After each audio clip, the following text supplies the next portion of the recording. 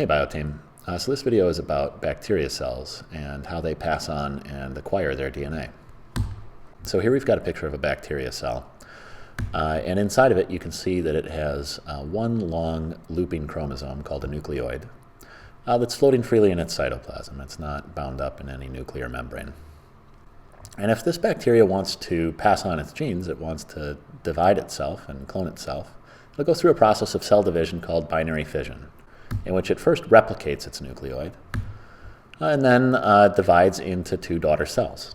So this process is very similar to mitosis, just there's only one chromosome involved and it's not in a nucleus.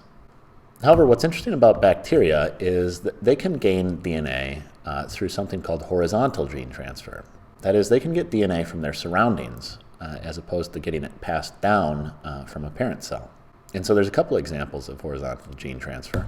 The first of these is transformation, which occurs when a bacteria takes up or does uptake of DNA from its surroundings. So here we've got a little bacteria cell that's taking in a piece of DNA. And the bacteria then can incorporate that strand of DNA into its nucleoid, as seen on the left here, or it can keep that DNA in the form of a plasmid. But either way, it can express the DNA with its own ribosomes. It doesn't matter that the DNA came from an outside source. The ribosomes will treat it just the same as any other strand of DNA. Another way that bacteria can get DNA is from conjugation, which is when one bacterium gives DNA to another bacterium. It's essentially bacteria's version of sex.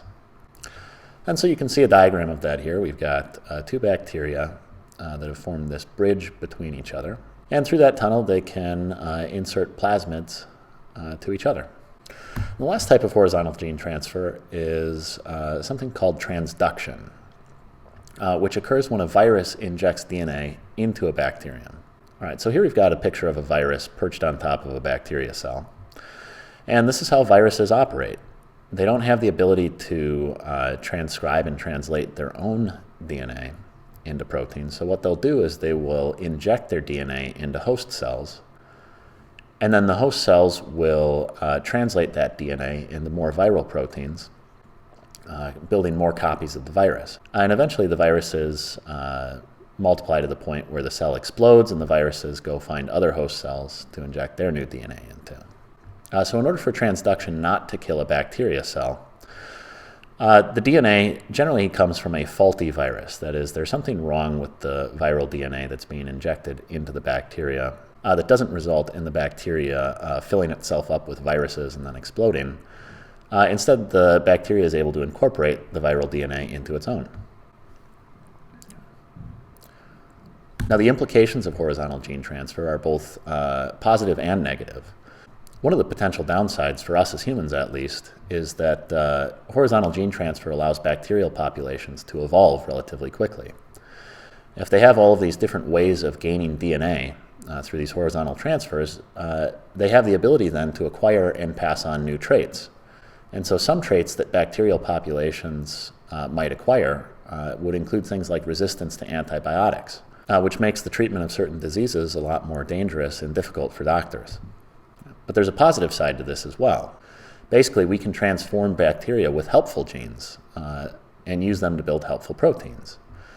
So for instance, we've been able to insert genes in the bacteria, transform the bacteria that allow them to build enzymes that can break down toxic waste.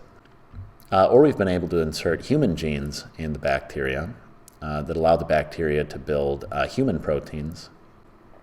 And we're able to administer those proteins to people that can't synthesize them for themselves.